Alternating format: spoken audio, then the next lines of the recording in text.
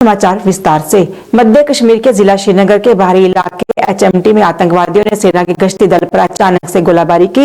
इस हमले में सेना के 2 जवान शहीद हो गए हैं। दोनों जवानों ने अस्पताल ले जाते हुए रास्ते में ही दम तोड़ दिया। वहीं हमले के तुरंत बाद आतंकी घटनास्थल से फरार हो गए। सुरक्षा बलों ने आतंकियों की तलाश के लिए अभियान चलाया हुआ है।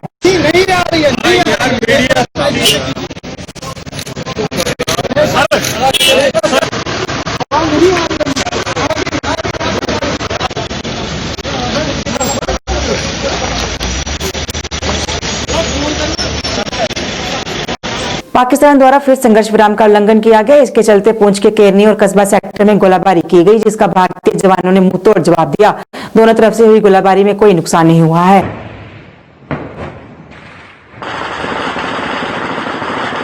डीडीसी चुनाव के मद्देनजर प्रशासन द्वारा तैयारी की जा रही है। इसी बीच उधमपुर में पहले चरण के लिए दूर दराज क्षेत्र के लिए पोलिंग पार्टीज को आज रवाना किया गया।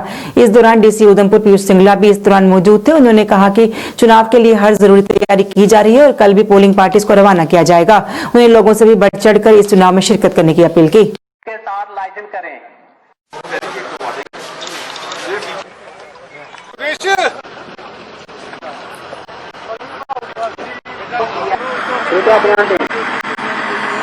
देखिए, जैसे आप जानते हैं 28 तारीख को 2 कॉन्स्टिट्यूंसीज लाटी मरोठी में पोलिंग है।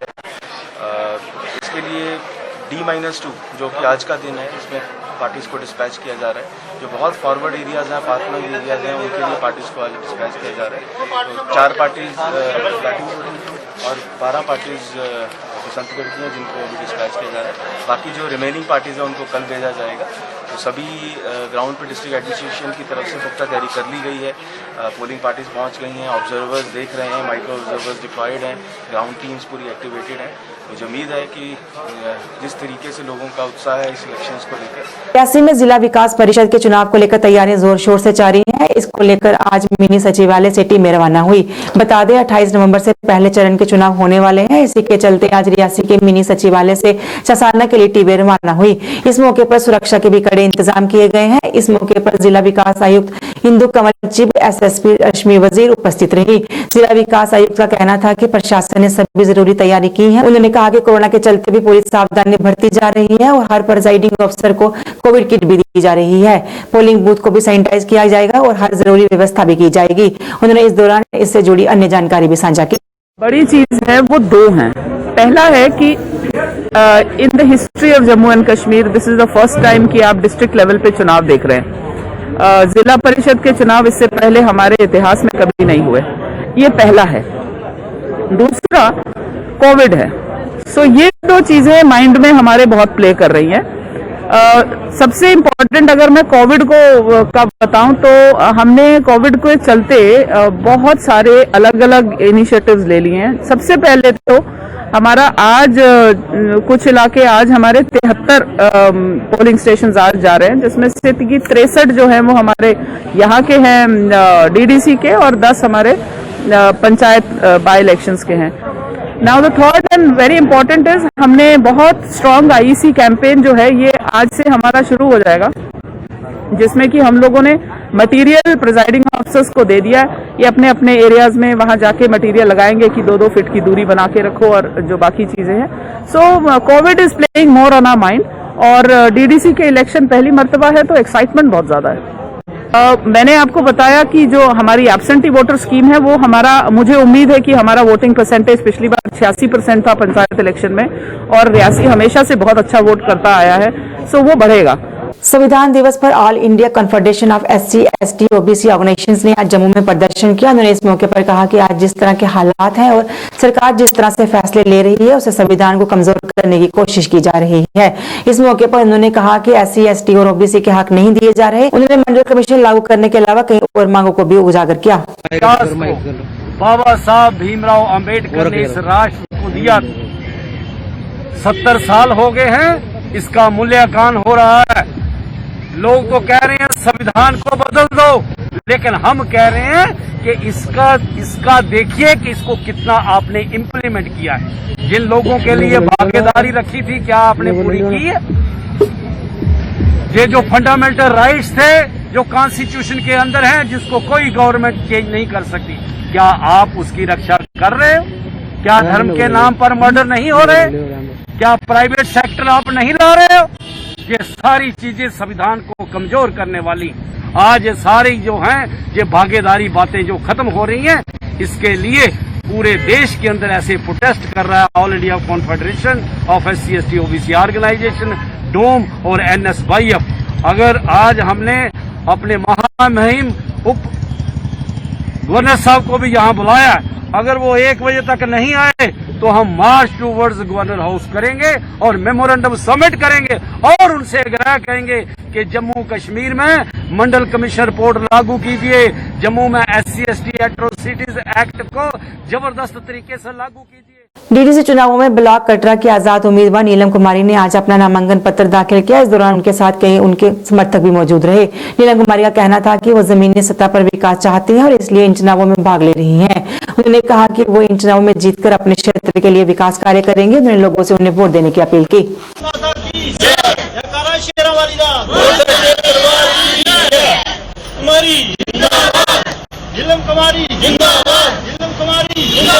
नमस्कार, जय माता की। मैं कटरा ब्लॉक से नीलम कुमारी, इंडिपेंडेंट कैंडिडेट डीडीसी के इलेक्शन के लिए। तो सबसे पहले मैं आपको ये बताना चाहती हूँ कि जो हमने ये फॉर्म फिल किया है, ये हमने बेसिक मुद्दों को लेकर किया हुआ है कि हमारा बेसिक मुद्दा यही है कि हमने लोगों की डेवलपमेंट करवानी है, अपने गांव की, अपने पंचायत की, ब्लॉक लेवल पर हमने उनकी डेवलपमेंट करवानी है, उनकी तरक्की करवानी है। पंचायत के लोगों से यही कहना चाहती हूँ कि आप वोट दें, आप हमें सपोर्ट करें, ठीक है। जितना भी हो सकेगा हम आपके जो मसले हैं वो हल करवाएंगे, जितना हमसे हो सकेगा। और अगर हमसे नहीं हुए, हम हायर अथॉरिटी के पास भी जाएंगे और आपके मुद्दों का हल करवाएंगे। जो मेन जो हमारे मुद्दे हैं वो है रोड, पानी, बिजली। ये घर घर की समस्या है, ये हर एक पंचायत की समस्या है। तो मेरा जो पहला फोकस यही होगा कि मैं लोगों को ये जो फैसिलिटीज है, जो मेन फैसिलिटीज है, वो मैं लोगों को प्रोवाइड करवाऊं। तो मेरा यही मेन जो मुद्दा है। जो हमारे honourable prime minister of India है, जिन्होंने 3rd टियर की जो इलेक्शन जो करवाने जा रहे हैं, ये सचमुच एक बड़ी अच्छी और बेनिफिट की चीज है जो हमारी रूरल एरिया के लिए। देखो, जब 3rd टियर का इलेक्शन कंप्लीट होगा, उसमें जो हमारी पंचायतों की जो भागीदारी है और बढ़ेगी। रही बात जो मेरा मानना है, अभी इलेक्शन का टाइम ये नहीं था। बेहतर होता है कि पंचायतों को फाइनेंस के माध्यम से एम्पावर करते। आज हम देखते हैं, जब कहीं भी अपने ब्लॉक में जाते हैं तो पंचायतों में जो रुके पड़े हुए काम हैं वो स्टिल वहीं के वहीं पड़े हुए हैं। किस वजह से पड़े हुए हैं कि हमारे पास पैसा नहीं है। अगर पैसा हमारे पास नहीं है तो अभी इलेक्शन की इतनी मेरे ख्याल से जरूरत नहीं थी। ऑन स्पॉट उन्होंने इलेक्शन करवाई, पर फिर भी मैं कह रहा हूं, हम राष्ट्रवादी लोग हैं, हम इलेक्शन पे विश्वास रखते हैं और इलेक्शन में पार्टिसिपेट करेंगे। नौशहरा से पीडीपी के उम्मीदवार मनोज सिंह ने डीडीसी चुनावों के लिए अपना नामांकन पत्र भरा। इस दौरान उनके साथ पूर्व MLC सुरेंद्र चौधरी व उनके समर्थक भी मौजूद रहे। इस दौरान सुरेंद्र चौधरी ने भाजपा पर निशाना साधा और उन्होंने कहा कि पिछले इतने सालों में जम्मू में कोई विकास नहीं हुआ है। उन्होंने भाजपा पर धर्म की राजनीति करने का आरोप भी लगाया और कहा कि लोगों से पीडीपी को वोट देने की अपील की। आज जो लोगों का प्यार था हमारे लिए, जो लोग आज सड़कों पे उतरे, और हमारे जो कैंडिडेट हैं डॉक्टर मनोज सिंह जी, एक बड़े ऑनेस्ट, डेडिकेटेड और हमेशा लोगों की सेवा में रहे, गरीबों की सेवा में रहे। उनका आई फार्म हमने बनाना था, उसकी सपोर्ट में आज लोग आए और उन्होंने इनका सहयोग किया। हम लोगों के बहुत बहुत आभारी हैं, शुक्रिया अदा करते हैं। एक बड़े शॉर्ट नोटिस पे वो लोग आए, लिहाजा लेकिन आज की जो इलेक्शन है, मैं लोगों से यही अपील करूंगा कि ये इलेक्शन एक free and fair election, government से मैं यही अपील करूंगा कि एक फ्री एंड फेयर इलेक्शन होना चाहिए। और पहली बात तो ये है कि आज ये डीडीसी इलेक्शन जो होने जा रहे हैं, इसकी तो हमें जरूरत नहीं थी। अगर जरूरत थी तो वो असेंबली इलेक्शन की जरूरत थी, क्योंकि जैसे दिल्ली की सरकार और जम्मू कश्मीर की गवर्नमेंट कहती है कि जम्मू कश्मीर रियासत के अंदर हालात ठीक हैं। अगर हालात ठीक हैं, सब कुछ नॉर्मल है, तो फिर आपको असेंबली के इलेक्शन कराने चाहिए थे। ये डीडीसी इलेक्शन जो आप आ रहे हैं, आपने पहले खुद कहा था कि जो चेयरमैन जो इलेक्ट हुए हैं बीडीसी के, वही डीडीसी का चेयरमैन चुनेंगे। बट आज अचानक आपने एक नोटिस निकाला और आपने कहा कि असेंबली इलेक्शन, ये डीडीसी के इलेक्शन कराने हैं।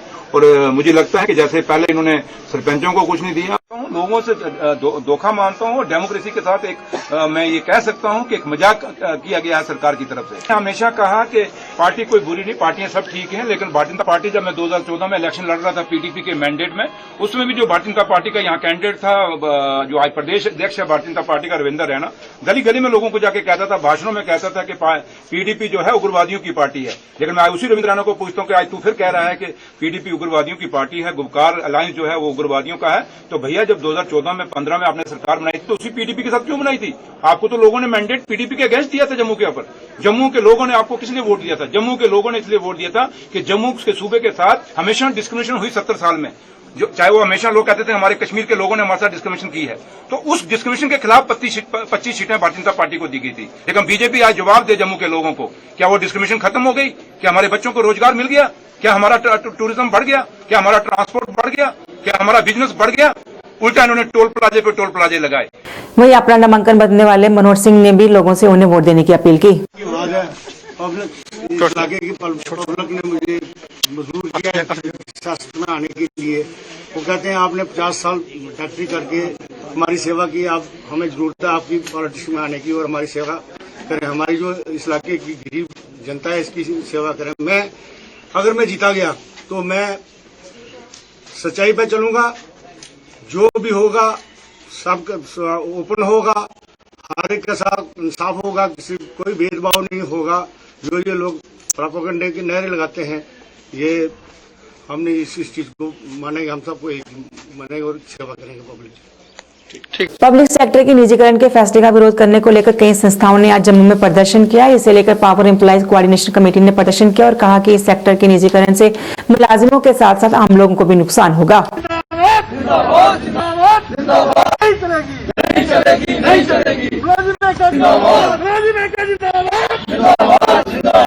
आज जो है प्रोटेस्ट डेमोन्स्ट्रेशन के तौर पे आज ऑब्जर्व किया जा रहा है और उसी श्रृंखला में जम्मू कश्मीर के पावर सेक्टर के जो मुलाजिम है वो भी आज अपने ऑफिसेज में, हर एक ऑफिस के डिस्ट्रिक्ट हेडक्वार्टर्स पे वो आज प्रोटेस्ट डेमोन्स्ट्रेशन कर रहे हैं, क्योंकि आज एक ऐतिहासिक दिन भी है। आज 26 नवंबर का दिन जो है देश में कॉन्स्टिट्यूशन को अडॉप्ट किया गया था, एक जमहूरी ढांचे को एक अमल में लाया गया था।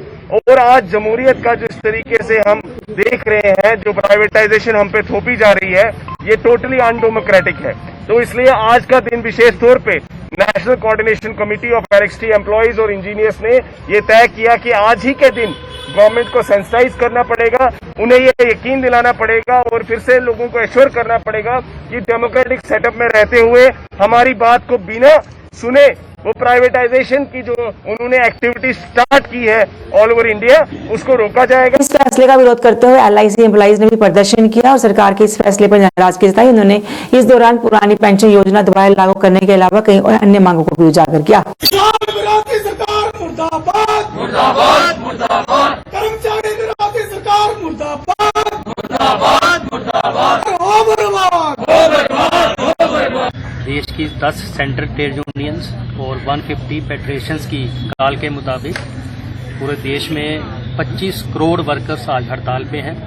उसी के चलते एलआईसी एम्प्लॉइज भी पूरे देश में हड़ताल एक दिन की कर रहे हैं। और हमारी मुख्य डिमांड ये है कि केंद्र सरकार द्वारा जो प्राइवेटाइजेशन का दौर चलाया जा रहा है, पब्लिक सेक्टर को बेचा जा रहा है, वो चीज़ को टोटली बंद किया जाए।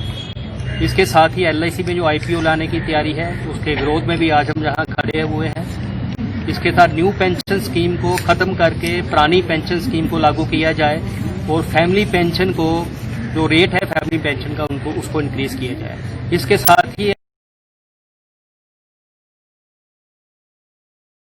बीजेपी ट्रांसपोर्टर सेल द्वारा आज एक पत्रकार वार्ता का आयोजन कर उपराज्यपाल के सलाहकार राजीव भटनागर का धन्यवाद किया गया। इस अवसर पर बोलते हुए सेल के अध्यक्ष आशुतोष गुप्ता ने कहा कि उन्होंने कुछ अपनी मांगों को सलाहकार के समक्ष रखा था, जिसमें से इलेक्ट्रोमीटर वाली मांग को पूरा कर लिया गया है, जो ट्रांसपोर्टर्स के लिए राहत की बात है। उन्होंने इसके लिए उनका और ट्रांसपोर्ट कमीशन का भी धन्यवाद किया और साथ ही उम्मीद जताई कि ऐसे ही उनकी अन्य मांगों को भी पूरा किया जाएगा। जैसे कि आप सब जानते हैं कि सारे ट्रांसपोर्टर इस समय वेंटिलेटर पे हैं, बहुत ज्यादा बुरी कंडीशन है, हमारी स्टेट में ज्यादा बुरी कंडीशन है। सारे हमारे जितने भी ट्रांसपोर्टर भाई हैं, कुछ ना कुछ कोई ना कोई प्रॉब्लम हमें रोज फेस करनी पड़ती है। इनमें से जैसे एक थी रेक्टोमीटर लगाओ, और तब तक जितनी देर तक रेक्टोमीटर नहीं लगाएंगे तब तक गाड़ी पास नहीं होगी, और रेक्टोमीटर कहीं भी हमारे JNK में मिल नहीं रहा था। आज जब हम भटनागर जी के पास गए, उन्होंने बोला कि ये आपकी ये वाली डिमांड पूरी कर दी गई है रेक्टोमीटर वाली, कि 31 दिसंबर 2021 तक कोई भी जरूरत नहीं है रेक्टोमीटर की, इसके बिना भी पास हो जाएगा। एक डिमांड ये पूरी हुई है। हम इनका तहे दिल से स्वागत करते हैं और इनका शुक्रिया करते हैं भटनागर जी का ट्रांसपोर्ट कमिश्नर साहब का, कमिश्नर सेक्रेटरी हमारे हरदेव जी का भी शुक्रिया करते हैं। उसके बाद हमारी एक डिमांड थी कि 15 साल पुरानी गाड़ी जो पास नहीं कर रहे हैं, उन्होंने वो भी बोला कि इसी हफ्ते में वो भी डिमांड आपकी पूरी हो जाएगी। काफी देर से हमारे जितने भी भाई हैं, जितने भी ट्रांसपोर्टर हैं, भाग रहे थे, कभी कुछ, कभी कहीं कभी कहीं। हमारे भाजपा सेल जो ट्रांसपोर्ट सेल है हमारी इतनी कोशिश रही है कि हम इसके लिए लगातार भाग रहे थे। आज जब ये पूरी हुई है हमें खुशी है। दूसरा, जो हमारी एक इंटरस्टेट गाड़ियां रोकी हुई हैं, वो भी हम चीफ सेक्रेटरी साहब से गुजारिश करते हैं कि वो इंटरस्टेट गाड़ियां हमारे इंटरस्टेट गाड़ियां जम्मू के अंदर एंटर करने दें। इधर जितने भी हमारे ये इंटरस्टेट गाड़ियों से डील करते हैं, ये सारे परेशान हैं इस समय। जब वहां से गाड़ी नहीं आएगी बाहर से, तो टूरिस्ट कहां से आएगा। JKICDS सुपरवाइजर यूनियन द्वारा आज हंदवाड़ा में एक पत्रकार वार्ता का आयोजन किया गया। इस दौरान यूनियन के अध्यक्ष आबिदा ने सरकार द्वारा उनके प्रति अपनाए जा रहे रवैया की निंदा की और उन्होंने कहा कि पिछले काफी समय से उन्हें वेतन समय पर नहीं मिल रहा, जिसकी वजह से उन्हें आर्थिक तंगी से जूझना पड़ रहा है। उन्होंने सरकार से इस ओर ध्यान देने और उनकी समस्या हल करने की मांग की। Convey this message to the government that my female supervisors who had a lot of responsibility in their families, they are without salaries from last 4 months. This is the irony. This is the tragedy. This is the unfortunate part from my authorities, that my female counterparts are being suffered. They are in starvation from last 4 months. But let me remind this, that still we are working. We are not lagging behind in any assignment, whether it is PMFBY, whether it was Poshan Abhiyan, whether it is any other scheme from the Social Welfare Department. इस दौरान उन्होंने अन्य मांगों को भी उजागर किया और उनकी समस्याओं का हल करने की मांग की। For the promotion of the supervisors, but my dear brothers, let me show you 2017. Government has put forward this proposal for the amendment of rules through which the promotion of the supervisors can be carried forward. But unfortunately, this is 2020. Till this date, there is no postgraduates. Let me show this document. Let me show the seniority list of my supervisors who are postgraduates in 1991. अभी तक की खबरें बस इतना ही। मुझे मेरी sighting को दीजिए इजाजत और आप देखते रहिए JKC न्यूज। नमस्कार।